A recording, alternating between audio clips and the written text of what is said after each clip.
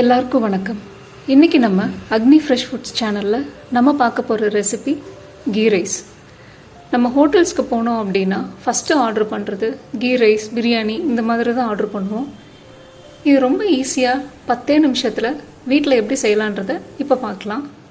ஒரு குக்கரில் 2 table spoon நெய் சேர்த்துருக்கேன், 2 பிரிஞ்சி இலை, 1 நட்சத்திர சோம்பு, 2 பட்டை, 2-3 ஏலக்காய், கொஞ்சம் கிராம்பு,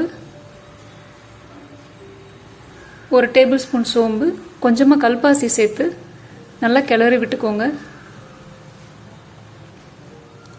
சோம்பு லைட்டாக கலர் மாறி வந்ததும் இங்கே நான் 2 பெரிய வெங்காயத்தை நீலவாக்கில் மெல்லிசாக கட் பண்ணி வச்சுருக்கேன், அதை இதோடு சேர்த்துக்கலாம். 2-3 பச்சை மிளகாயை கீரி சேர்த்துக்கோங்க. நம்ம இதில் காரத்துக்கு பச்சை மிளகாய் மட்டும்தான் சேர்க்க போகிறோம், உங்கள் காரத்துக்கு ஏற்ற மாதிரி சேர்த்துக்கோங்க. இதுக்கு தேவையான அளவு உப்பு சேர்த்துக்கோங்க.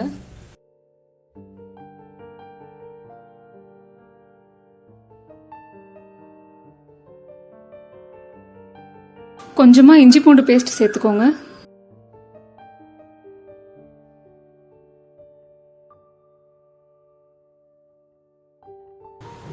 வெங்காயம் கொஞ்சம் வெந்து கண்ணாடி பதத்துக்கு வந்ததுக்கப்புறம் 1 கைப்பிடி புதினா இலை, 1 கைப்பிடி கொத்தமல்லி இலையை சேர்த்து நல்லா கிளறி விட்டுக்கோங்க.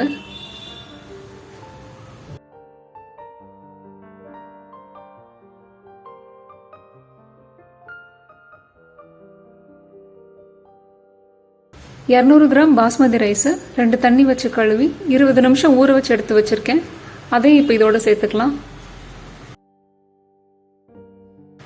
இதை மெதுவாக கிளறி விட்டுக்கோங்க. 1 கப் பாஸ்மதி ரைஸுக்கு 1 கப் காய்ச்சி ஆற வச்ச பால் இதில் சேர்த்துக்கோங்க.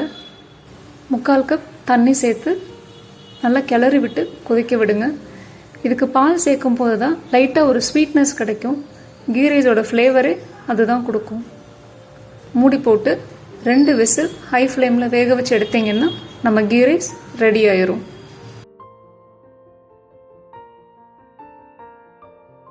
இப்போ 2 விசில் வந்துருச்சு. ஸ்டீம் அடங்கினதும் ஓப்பன் பண்ணிங்கன்னா அருமையான கீ ரைஸ் இப்போ ரெடி ஆகிடுச்சு. இது இப்போ சர்வ் பண்ண வேண்டியது தான்.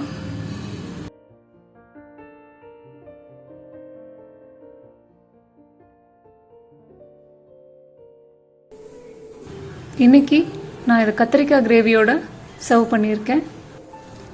இதை நீங்களும் உங்கள் வீட்டில் ட்ரை பண்ணி பார்த்துட்டு உங்கள் ஃபீட்பேக்ஸ் அண்ட் கமெண்ட்ஸை மறக்காமல் எங்களுக்கு சொல்லுங்கள்.